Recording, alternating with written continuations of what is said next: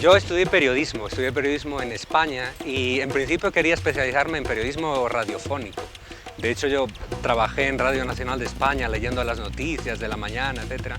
Pero de repente un verano, en el último año de carrera, una de mis profesoras de la universidad sabía que yo sé dibujar un poco a mano.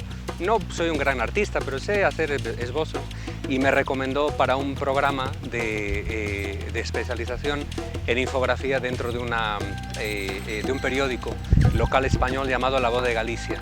Y yo llegué a La Voz de Galicia, al departamento de infografía, sin saber absolutamente nada de diseño gráfico, de gráficos estadísticos, de mapas, ilustraciones explicativas, y allí aprendí, ellos me enseñaron y a partir de ahí comenzó la carrera, allí me quedé.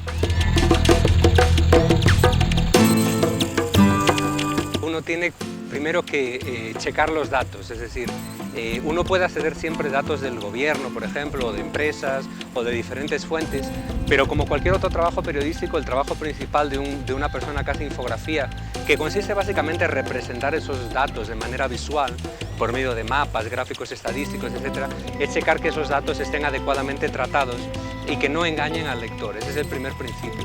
Y después el segundo principio es que, como les decía antes, los datos numéricos uno los transforma en mapas, en gráficos estadísticos. Uno tiene que aprender una serie de reglas básicas de cómo elegir la forma más correcta de representar esos datos.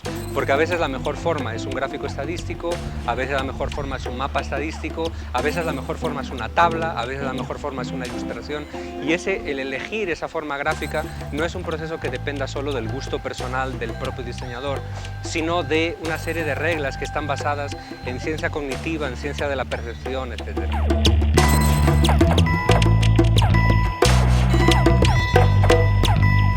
En el pasado, hacer una infografía era un trabajo muy complejo y muy laborioso, porque las herramientas digitales que existían para poder crearla desde el punto de vista tecnológico eran bastante limitadas y se demoraba bastante una persona para poder aprender cómo usar esas herramientas.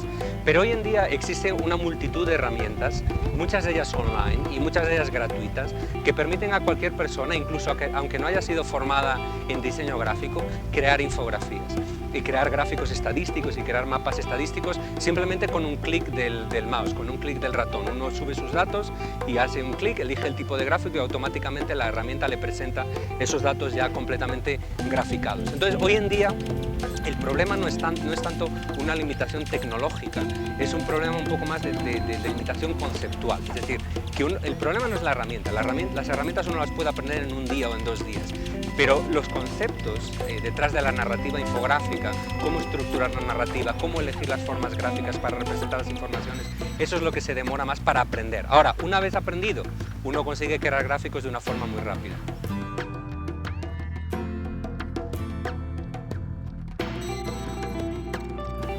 No es más complicado que aprender a escribir. Si uno recuerda cuántos años se demora para aprender a escribir cuando uno está en la escuela, son muchísimos años. El aprender a graficar es algo que uno consigue hacer. Hombre, yo nunca he intentado enseñar a graficar a niños pequeños, ¿no? Pero sí que he enseñado a adultos de entre 18 y 80 años, ¿no? Y sé que el aprender a graficar es algo que se puede aprender en pocos meses, en 2 o 3 meses. Mis estudiantes de la Universidad de Miami, por ejemplo, aprenden a graficar todos y a crear todos infografías de una calidad publicable, digamos, ¿no? Entonces no es que se demore más, se demora más o menos lo mismo, ¿no? Yo creo, menos.